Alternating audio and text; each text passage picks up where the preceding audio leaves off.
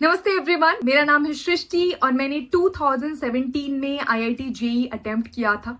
मेरे JEE mains में 215 marks थे, जिस बेसिस पे मेरी रैंक थी 5934 और मेरी जेई एडवांस की रैंक थी 6919, जिस बेसिस पे मेरा आईआईटी पटना में एडमिशन हुआ था। मैंने हर एग्जाम जनरल कैटेगरी कैंडिडेट के फॉर्म में दिया है। अब इस बात में तो कोई भी अजूबा नहीं है, लेकिन अलग चीज है कि मैंने मुगल सराय में रह के तैयारी की थी। मुगल सराय एक बहुत छोटा शहर है जहाँ पे बहुत बड़ी कोचिंग क्लासेस या फैसिलिटीज अवेलेबल नहीं है, और साथ ही मैंने अपना स्कूल भी किया था। तो मेरे 12th के बोर्ड में 94% मार्क्स थे। अब ये चीज करने में मैं कैसे सफल रही, उसके 3 मेजर कारण थे जिसको मैं आपके साथ डिस्कस करूंगी। सबसे पहला कारण था आईआईटी एज अ मीन्स।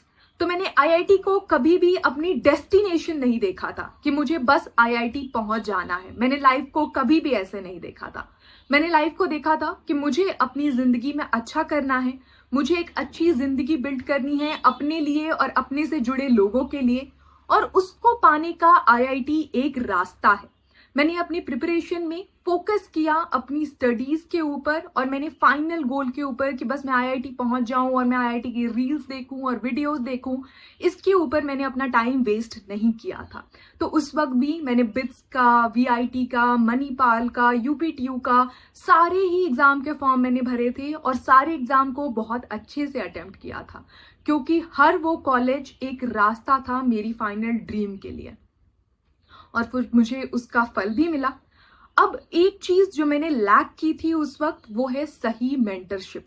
तो मेरे पास कोई मेंटर करने वाला इंसान नहीं था, क्योंकि मेरे कांटेक्ट में ऐसे कोई लोग नहीं थे जिन्होंने आईआईटी क्लियर कर रखा हो या फिर इंजीनियरिंग फील्ड के अंदर में बहुत अच्छा कर रहे हो।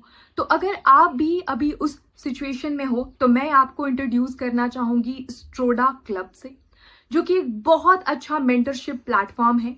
यहाँ पे आपको मेंटर एक्सेस प्लान को प्रेफर करना है, जहाँ पे आप जैसे ही साइन इन करते हैं आपको 24 घंटे के अंदर में टीम से कांटेक्ट होता है और आपको एक मेंटर एलोकेट किया जाता है। वो मेंटर जो खुद आईआईटी, एनआईटी या फिर बिट्स के अंदर हैं, या फिर वहां से उन्होंने अपनी पढ़ाई की है। आप उन मेंटर से 5 कॉल शेड्यूल कर सकते हैं अपनी और उनकी पेस के हिसाब से। तो आपको उनसे फीडबैक मिल जाएगा कि क्या आप सही रास्ते पे चल रहे हैं। आपको स्ट्रोडा क्लब को बिल्कुल गूगल मैप्स के जैसे देखना है। जैसे गूगल मैप्स आपको बताता है कि क्या आप सही रास्ते पे हैं अपनी डेस्टिनेशन तक पहुंचने के लिए, वैसे ही ये मेंटर्स आपके रास्ते की लाइट बनेंगे आपके लिए, आपको हैंड होल्ड करके फाइनल डेस्टिनेशन तक पहुंचाएंगे। आपको कॉल के बाद एक डिटेल्ड फीडबैक फॉर्म भी मिलता है जिससे आप ट्रैक रख सकें अपनी प्रोग्रेस का। ये फोन कॉल भी हो सकती है या फिर वीडियो कॉल भी हो सकती है, तो कंप्लीटली आपकी प्रेफरेंस के ऊपर है। आप इतने सारे पैसे वेस्ट करते हैं इंटरटेनमेंट के ऊपर, अपने सामान खरीदने के ऊपर, तो उनमें से चंद पैसे आपको इस मेंटरशिप के ऊपर इन्वेस्ट करने हैं, जो कि आपका बेस्ट आरओआई फ्यूचर में आपको प्रोवाइड करेगा। इसी तरीके से आगे बढ़ते हैं दूसरे पॉइंट के ऊपर, जो कि है लिमिटेड रिसोर्सेस। तो मैं जब तैयारी कर रही थी तो मैंने सारी रिसोर्सेज नहीं खरीद ली थी कि इसने ये बोल दिया तो मैं ये चीज पढ़ने लग जाऊं, फिर किसी ने और कुछ बोल दिया तो मैं वो चीज पढ़ने लग जाऊं।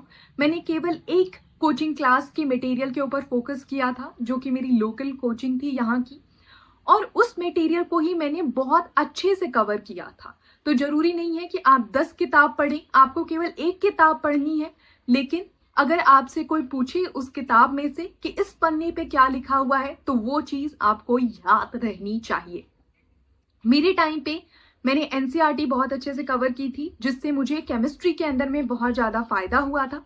मैथमेटिक्स के लिए मैंने बहुत ज्यादा प्रैक्टिस की थी, और फिजिक्स में मैं उतनी अच्छी नहीं थी, तो मुझसे जितना बेसिक हो पाया एनसीईआरटी की मदद से और इरिडोव की मदद से मैंने वो चीज कवर कर ली थी अपने लिए।